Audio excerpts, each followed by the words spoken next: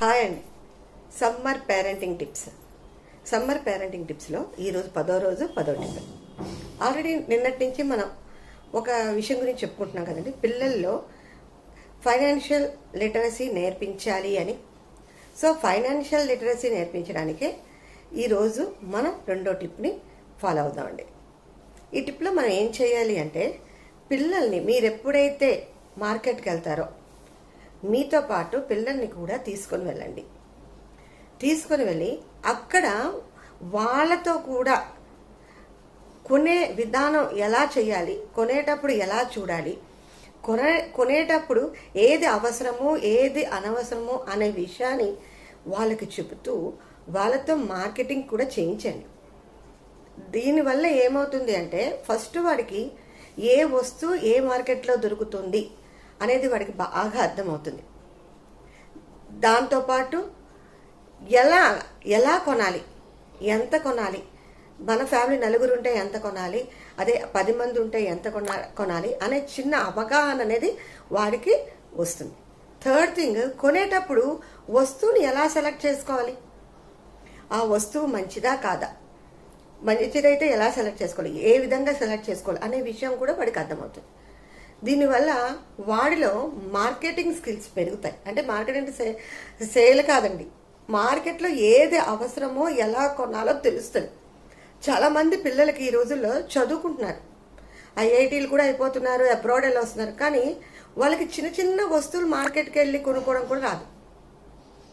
అది కాదు కదండి చదువు అంటే నీ లైఫ్ని నువ్వు కంఫర్ట్గా మార్చుకోగలగడమే ఎడ్యుకేషన్ అంటే లిటరసీ కాదండి. ఇప్పుడు అందరం లిటరేట్స్ అవుతున్నారు కానీ ఎడ్యుకేటెడ్ అవటం లేదు. అంటే వాడికి సోషల్ అవేర్నెస్ ఉండటం లేదు, స్పిరిచువల్ అవేర్నెస్ ఉండటం లేదు, ఎటువంటి సైంటిఫిక్ అవేర్నెస్ ఉండటం లేదు, ఏ టైప్ ఆఫ్ అవేర్నెస్ ఉండటం లేదు. ఓన్లీ లిటరేట్ అవుతున్నారు, అందుకే చదువుతున్నారు, రాస్తున్నారు, పాస్ అయిపోతున్నారు, జాబులు సంపాదించుకుంటున్నారు. కానీ వాళ్ళకి ఉండవలసింది ఏంటి అనేది వాళ్ళకి తెలియకపోవడం కారణం ఏంటి అంటే, వాళ్ళకి మనం చిన్నప్పటి నుంచి నేర్పించకపోవడమే. సో ఈ రోజు నుంచి మీరు ఏం చేస్తారు అంటే, వాళ్ళని కూడా మార్కెట్ తీసుకెళ్ళండి. మార్కెట్లో ఏ వస్తువుని ఎలా కొనాలో, ఎంత కొనాలో, అంతేకాదండి ముఖ్యంగా చెప్పవలసిన విషయం ఏంటంటే, ఏ వస్తువు ఏంటో చెప్పండి. అది కందిపప్పుకి, మినపప్పుకి, శనగపప్పుకి తెలియని చిన్నపిల్లలే కాదండి, పెద్దవాళ్ళు కూడా ఉన్నారు. అందులో మగవాళ్ళే కాదు, ఆడపిల్లలు కూడా ఉన్నారండి.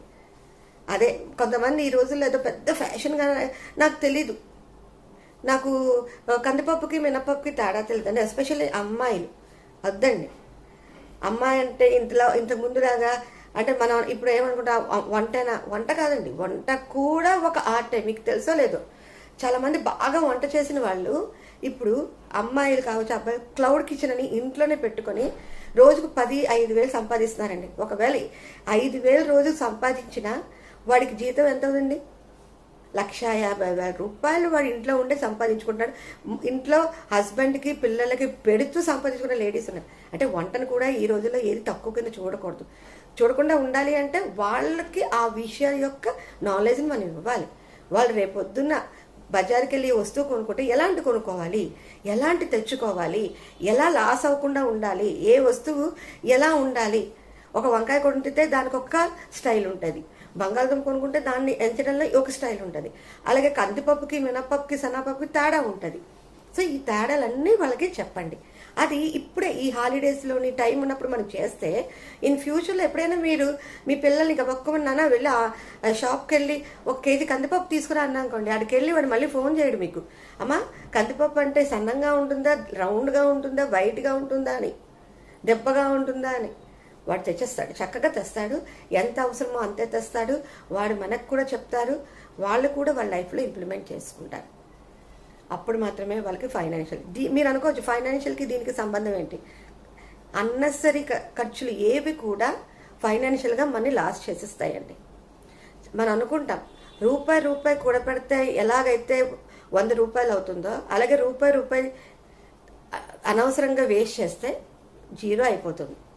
ప్రతి దాని యొక్క వాల్యూ తెలియాలి, ఎక్కడ ఖర్చు పెట్టాలో తెలియాలి, ఎలా ఖర్చు పెట్టాలో తెలియాలి, ఏ వస్తువు ఎంతో తెలియాలి, వస్తువుకు వాల్యూ ఇవ్వాలి, మనిషికి విలువ ఇవ్వాలి. అందుకనే చేస్తారు కదా. Thank you so much.